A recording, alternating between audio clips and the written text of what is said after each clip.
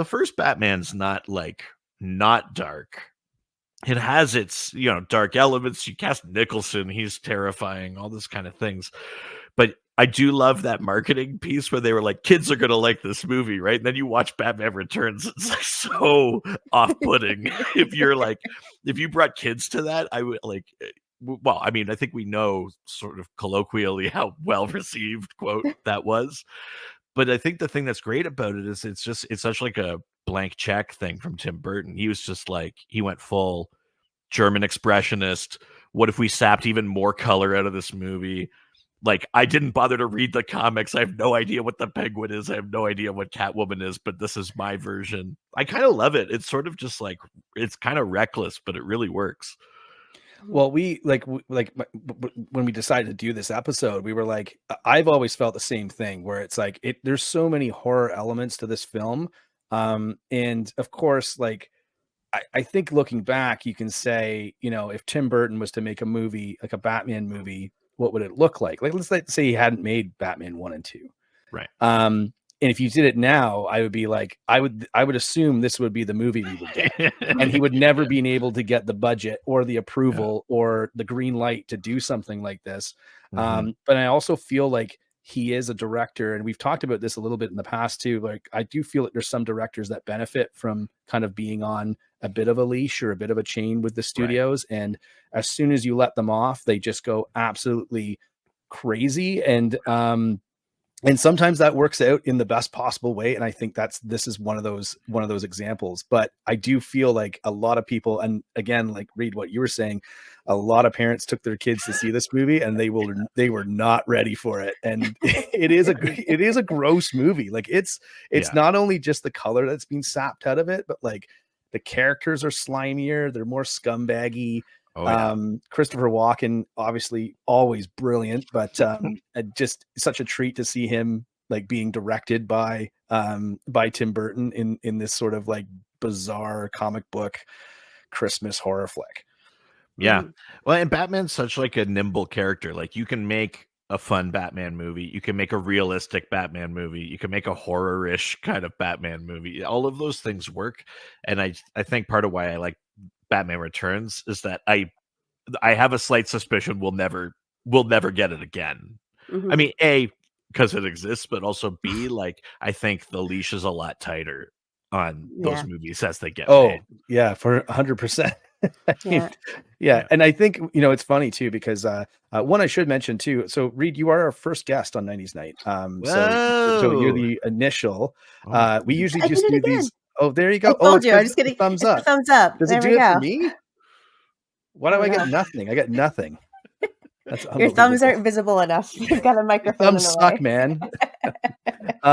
So we usually do these just by ourselves, and we kind of watch a movie like individually. We watch it separately, and then we come back and talk about it. So Kells was like, "Hey, I know a guy who loves this film. We should have him on." But so we want to do this kind of all the time, but you are our very first guest on 90s Night. So thanks again for being here. Yeah, thank you. And I mean, I think when we look back on, so there's a couple things we've kind of taken note as we've done this series. And one is how often films come in at around the 2-hour mark. That seemed to be sort of like that was the sweet spot for studio films back in the 90s. Totally. Also, one writer is something that we kind of notice in general when we're talking about franchises or other films. We go back and look at an example of that was we didn't do an episode on this. We were talking about the Indiana Jones movies recently, and Last Crusade was written by one writer, and you kind of have a clear, consistent vision of kind of what the story is, who the characters are, where those arcs are, and you don't have all these people kind of like jumping in and out of the script and adding things and bloating it up with all this sort of stuff that you don't need. So we always kind of take note of that. So that's a great example that this is one of them. Also, from the writer of Heathers, I think explains quite a bit in this film, which I never knew actually before I kind of revisited it this time around. And I just feel like again, we look at things and we're like, you'd never see that in a movie today. Like you'd never see, like, I think the fight sequences between Catwoman and Batman are awesome because I think that like, it's funny. It's like, you can see it from a 90s perspective where we're going to make these kind of two anti-heroes equal, like physically, and they're going to have different aspects. But I don't know if you'd see a full out fight in a in like a Marvel movie or a DC movie today that's similar to that one. I mean, a thing that's nice about 90s movies too is, you know, they're shooting these I mean, I know we've been moving back to kind of more physical sets anyway, but they're shooting these on sound stages or on physical sets or on locations and stuff like that. They've only got X number of cameras because they're also shooting on film. You don't get the luxury of like, let's just like keep shooting it forever and ever, because you have to kind of watch this like finite stock that you've got. And so I think you get also like you get some like longer, like the edits are longer. We're not quick cutting all the time. Like sometimes that's used to really good effect in something like Winter Soldier or something like that. But when you look at like these older movies, you're kind of forced to have like actual choreo that you can track. You know, you don't get the just kind of shaky cam quick edit to like chop out some of like the awkward bits. So what I love about it is you can tell what's awkward. It's like Keaton in the suit can't turn his neck, right? But he's doing all these moves as he's fighting. Now, I think the fights look great. You know, and Michelle Pfeiffer got so good with the whip. I think we've all seen that clip of her doing the mannequin heads, like that shot. She actually does it. Like that stuff's amazing. And I think you get that with older movies a little bit because they had to. That you could only movie magic so much back then. Yeah, well, this is also one of the last major Hollywood films to be done kind of like the old-fashioned way. They had like the trompe-l'oeil sets, they had the indoor sound stages, miniatures, lots of other like old school Hollywood style filmmaking, and again, like a lot of German expressionists in the visuals as well, and also just kind of lots of little tips of the hat, like the fact that Christopher Walken's character is named Max Shreck is incredible. It's this Nosferatu, the actor that played Nosferatu. So I think that again, it kind of plays into those really kind of old Hollywood feel. It just feels like something that you could quite easily watch and have it be from like the 1920s to 1940s, except for the fact that it's Tim Burton, so it looks absolutely effing insane. Yeah, exactly.